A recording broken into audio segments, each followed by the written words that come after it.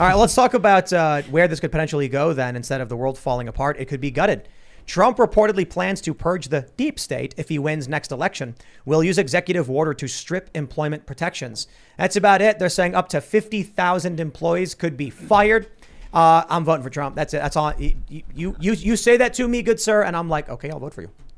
There's a lot Trump could do wrong at this point. I'd still vote for him. Come on, baby. Take me back. I won't hit you again. Come on. No way. He said he was going to do it the first time. Not like this. Trump actually did implement Executive Order Schedule F, and then Biden reversed it. So Trump began the process of trying to fire these guys. These bureaucrat administrative state people have protections. But I'll tell you this. It doesn't matter. Joe Biden is spitting on us and beating us over the head. And my worst case scenario is like, this guy's promising to do better. It's already bad. Plus, under Trump, the economy was good. I'll take it. What else? What about your DeSantis push?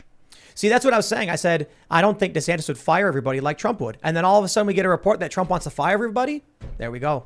Do you think Trump's listening to you? Do you think that's what happened? Yeah. I said, Trump, fire everybody. And then Trump was like, I think I'm going to fire everybody. Yeah. What if DeSantis said he's going to fire everybody as well? Would you vote for him over Trump? Well, maybe. The thing is, that is big.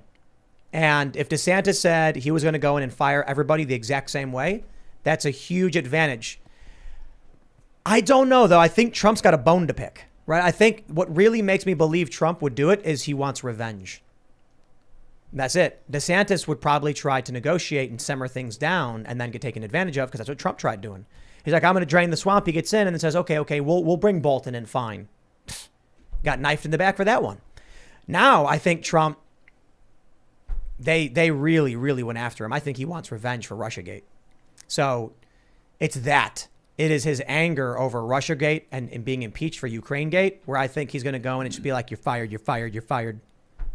Ron DeSantis doesn't need revenge. But then what after? Like, if he fires everyone, is he going to be trusted? Like, can we believe that he's going to install? Well, it kind of matters after that. Like, well, that's what I was going to say. Do you really want a guy who's angry and wants revenge as president of the United States? I don't mind the anger, but like, if he cleans house in the first year, what happens after that? How do we know that he's not like... We have less government. Yeah, but like, how do we know he's not going to be advised? Well, just let this guy come in, and then it's kind of all going to go back. Like, how do we know that he's going to be able to reinstall something? Because I think rock bottom exists. Mm-hmm.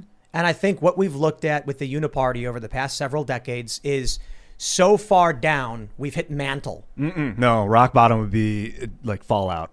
We don't, that's Fallout? Not, like the Fallout universe, the video game after it's like post-nuclear no, apocalypse. I'm talking about with the corruption of our government. When Marjorie Taylor Greene told us that there's like 2 people sitting in the House, and then they're just like, yay, passed. Next bill. What was that? Is that a yes? Whatever, passed. Did you know that's what they do? Mm-hmm. Congress doesn't even go in to vote. It is so broken at this point. Okay, you're fired. Get rid of all of it. And then it's like, but then we'll have no government. I'm like, okay. You've not made a negative point yet. That's a net positive in my opinion, considering how bad it's been. Now there's the potential that Donald Trump appoints a bunch of authoritarian fascists. It's not going to happen either. Donald Trump was going to bring in people like Peter Navarro and Kash Patel, who we've already seen, who are actually pretty good. And so it's like, okay, he guts. They're saying that they don't have to gut 50,000 people, just enough to where people stop being corrupt because they know they'll get purged. It'll straighten things out. All right, well, I'll take whatever I can get. The system's already broken, right? Someone already stole my TV. I don't got a TV anymore. Donald Trump says we're going to go in and we're going to arrest all these people and get them out of there, and we're going to deal with the police department. I'm like, oh, whatever. I mean, my stuff's all gone. Do something.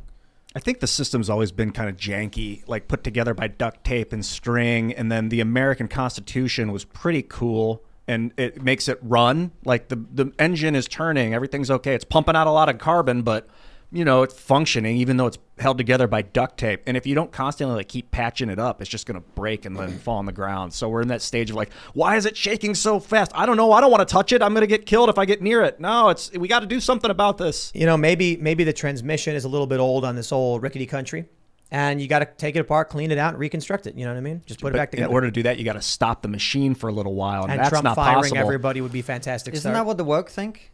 That this country needs to just be broken apart and start again? No, they think you need to take the transmission out, shatter it to a million pieces, and then try and put some... And build a new one. Or put nothing in place. They think this machine is producing carbon and it needs to be pulled out, and then we'll be great. And you're like, you need the machine. So we have a machine that works really, really well. It's a brilliant system of government.